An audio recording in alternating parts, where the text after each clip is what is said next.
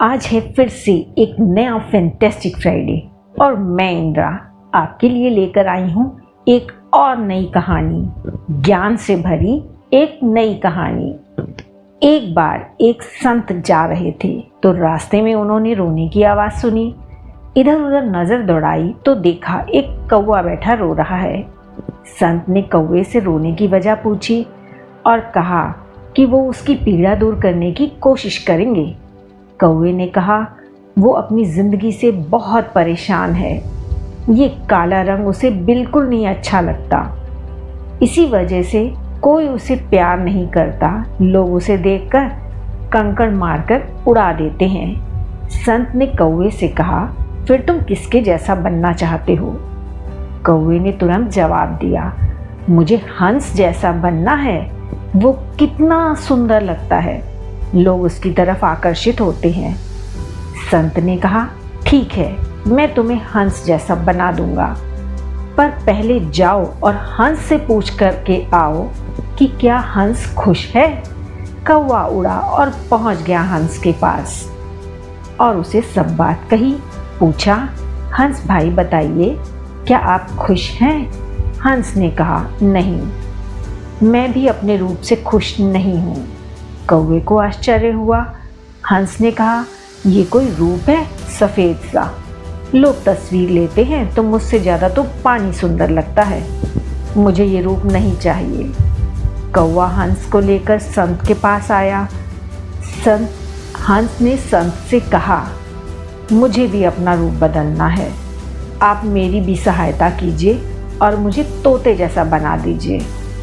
संत ने कहा ठीक है, पर पहले जाओ तोते से पूछ कर आओ क्या वो खुश है।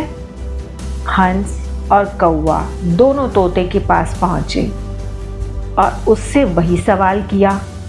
तोते ने कहा मैं तो खुद खुश नहीं अपने रूप से, कोई भी मुझे देखकर पिंजरे में बंद कर लेता है, मेरी आज़ादी चली जाती है, बस उनके इशारों पर नाचना पड़ता है, ये कहो वो कहो।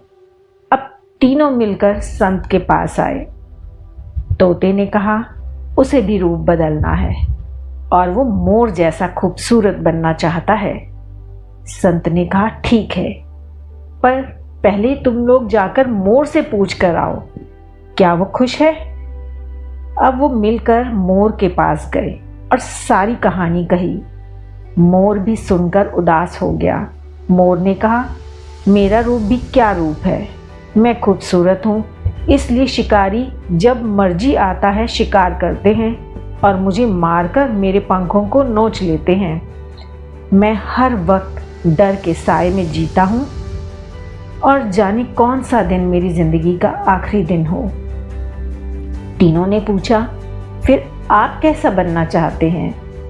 मोर ने कहा अगर मुझे कोई रूप लेना ही है तो मैं कौवा बनना चाहूँगा, क्योंकि सिर्फ वही आज़ाद है, उसे कोई नहीं पकड़ता, उसकी ज़िंदगी सबसे अच्छी है।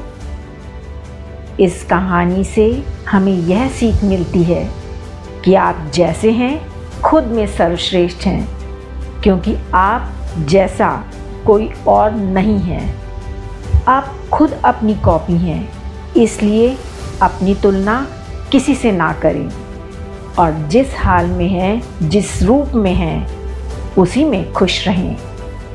कहानी को सुनने के लिए आप सभी का बहुत बहुत धन्यवाद।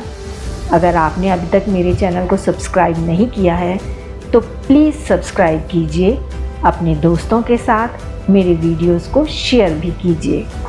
एक बार फिर से आप सभी का बहुत बहुत धन्यवाद।